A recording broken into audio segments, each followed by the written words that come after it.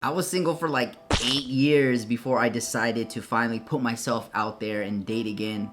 Because in those 8 years, it wasn't because I couldn't pull a girl. I mean, look at me. Or was it because I couldn't pull a girl?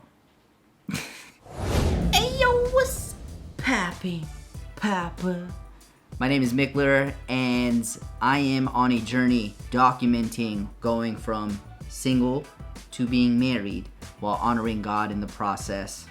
And today's topic of discussion is 3 things that every single guy should be doing in his single season. And really though, like didn't date for 8 years. I don't think it was because I couldn't get a girl.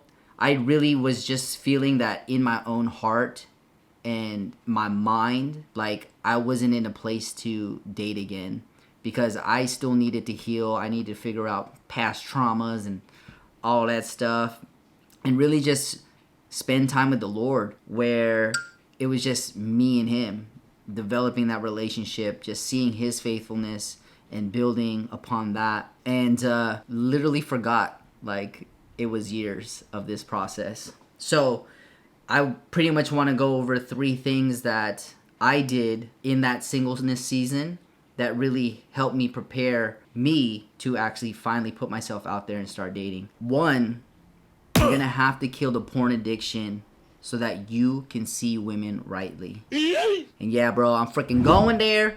We are there. But I get it, my dude. Like, it is difficult. It is hard, especially if you've been exposed to pornography or women in their nudity at a young age. Like, I remember seeing my first Playboy when I was like 5 or 6 or 7. I was super young. And after that, I was like, wow, like, that's what a woman really looks like. And yeah, it's a freaking slippery slope there after that, you know? The kids you hang out with at school, like, they're talking about these things, you know? And it's like, oh man, or they show you these things. And I'm pretty sure it's worse now with social media. Like, all that stuff is so easily accessible.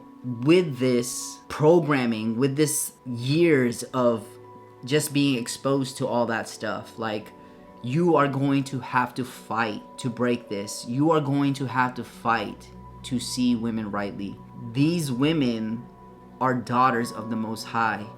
These women are precious royalty to the Lord and God that we serve. Like, if we are a king, like, she's a queen. And what pornography and all that stuff showed us was that no, women are just objects. Women are just these things that give us pleasure, and that caused us to become so selfish, where it was like, hey, like, how can I get off on this girl, you know? So I encourage you, bro, like, in your singleness season, like, figure out a way to kill this porn addiction. Figure out a way to address your lust.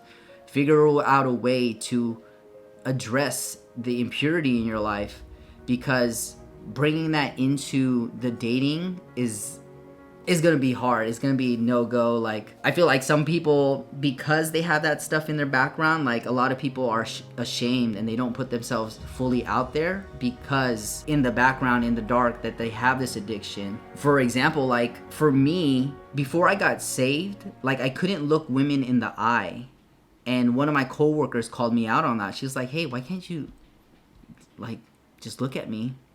And I really didn't know. I couldn't give her an answer. I just couldn't look at her, you know? But she was there around the time when I got saved and I gave my life for the Lord. And I was like, man, like, I'm going to be celibate. I'm going to be pure. And all the other coworkers were making fun of me and stuff. And, you know, she was there and she encouraged me and everything. But after that, like, I was able to look women in the eye. And I believe it's because I let go of past shame and insecurities and just kind of like that filth that happened.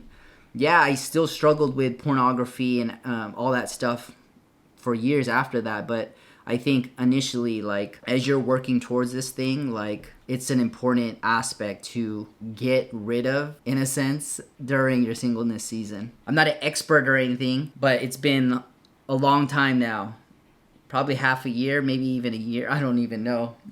Since I've looked at porn, since I've masturbated. But why I didn't put an emphasis on lust is because I think lust will change and kind of you'll be attacked differently when you start to date. So, for example, because I was able to kill off the porn addiction and I couldn't get off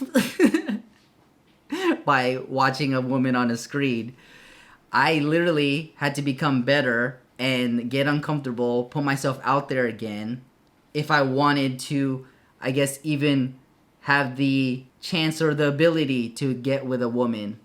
And as Christians, yeah, we're honoring God and we're being pure with our sexuality, and we are understanding that, hey, this is going to happen in marriage. So again, it's like now we really have to play the long game. But with that mindset, it was like, okay, if I'm trying to have sex one day, then it's going to be literally with a woman. I mean, what am I saying? What? Bro, what are you talking about, man?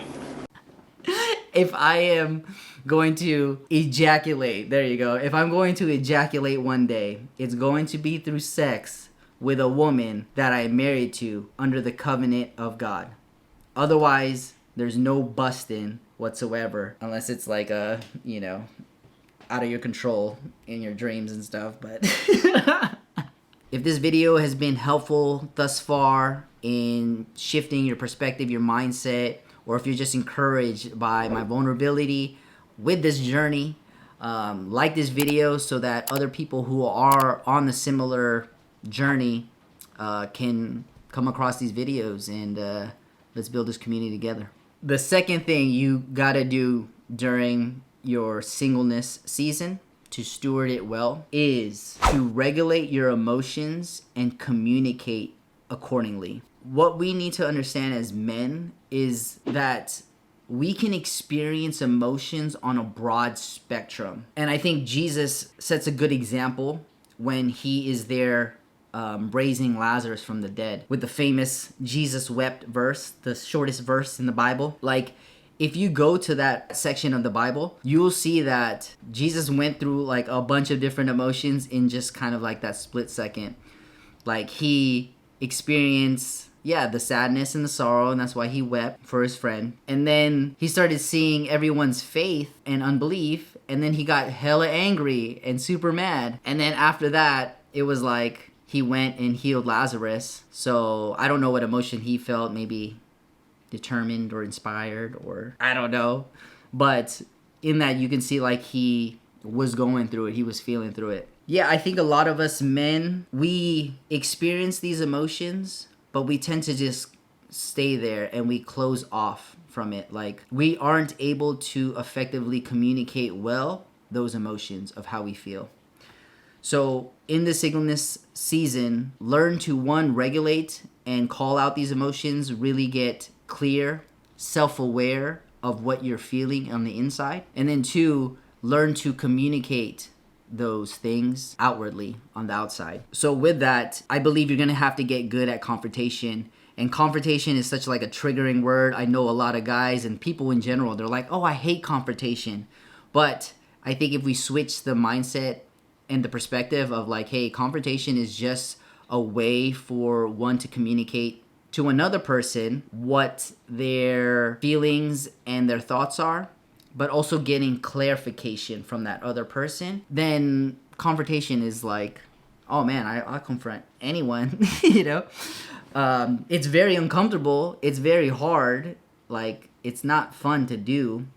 But if you're able to figure out a way to do it effectively, and you're able to sit in the discomfort and be willing to go there with people, then the relationship can grow and it becomes very beautiful after that. So something that I've used that's helped a lot is focusing on more of I language when I'm confronting someone. So for example, if a family member said something to me that made me feel disrespected, then I would be like, hey, so that one time that you said blank, I felt disrespected because, and then give them the reason why. Because the other way that it would come across is very accusatory. If you were like, hey, when you said this to me, like, people were like, you are rude, or you don't take other people's feelings into consideration. Like, it's always like, you're pointing the finger. So when you're using the I language, you're stating the behavior that they did, but you are expressing how you felt in that moment or what you were thinking, and then explaining the reason why. So when you were doing this, the goal is for you to get validated and for you to clear up the other person's intentions for when they did this or for the reason why they did this. And this is super necessary to do in your singleness season, because like when you build this skill set, then you bring it into with this person that you're building a life with, where like you can experience the emotions of it all, but then communicate in a healthy, effective way that's not rude, that's not immature, and it'll prove to be, well, I'm hoping, because I'm not married yet, but I believe that this is going to be important for when you do get into a relationship with your potential destiny partner. And the third thing that I believe you should be developing and understanding in your singleness season is understanding your purpose and the calling that you have on your life from God. You pretty much have to know the reason why God put you on earth. And this is going to happen when you ask the Creator, why did He make you? Because if you don't get it from Him, then your destiny is going to be altered when that woman comes into your life, because you might be so insecure that you're going to ask the woman like, hey, what do you think I should be doing? Or you're going to just lack clarity and lack a vision that you are looking to get that from the girl. I believe the wife that God has for you is going to come alongside you and help you with that purpose, with that mission on your life. Like whatever it is, she's going to add and multiply to what you already have established and what you got going on. But if you don't already have it, then things can get altered and changed. And you might be in a place where you may not be doing what God wants you to be doing. Does this mean you have to be working, or does this mean you have to have a job? I believe it's either a yes or a no answer. I've heard cases where a man didn't have a job, but he knew where he was going. He had a vision, and the woman saw that and wanted to partner with him and just go after it. So I don't think the idea of like, oh, I need to have a job because it's like stable and I can provide for the family is necessarily the case or in order in this season.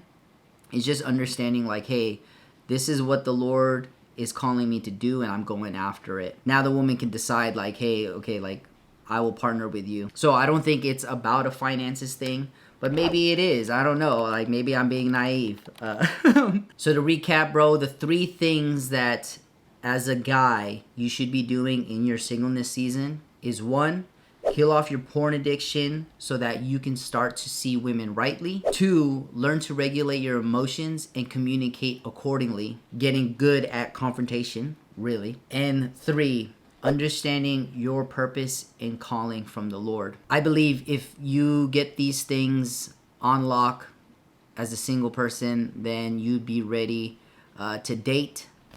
And it can turn out very healthy. So I encourage you to stay the course, my boy, because it will all be worth it. And I'm telling you, but I'm really telling myself, my boy. So until the next one, peace and love, y'all. Baby, you give me